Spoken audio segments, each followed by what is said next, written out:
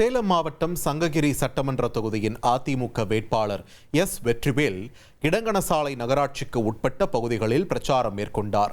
அவருக்கு மேளதாளங்கள் முழங்க பட்டாசு வெடித்து உற்சாக வரவேற்பு அளிக்கப்பட்டது. ஏராளமான தாய்மார்கள் மலர் தூவி ஆரத்தி எடுத்தனர். அவர்களிடம் அதிமுக தேர்தல் வாக்குறுதிகளை எடுத்து கூறிய அதிமுக வேட்பாளர் எஸ் வெற்றிவேல் இரட்டை இலை சின்னத்திற்கு வாக்களிக்குமாறு கேட்டுக்கொண்டார். இதனையடுத்து விசைத்தறியை இயக்கி நெசவாளர்களிடம் அவர் வாக்கு சேகரித்தார்.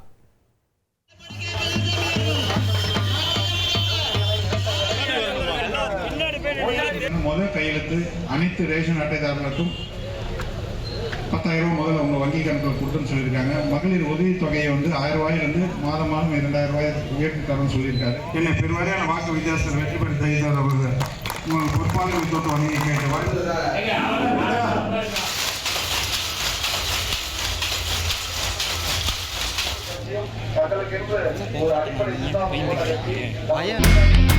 இனி செல்லும் இடமெல்லாம் செய்தி.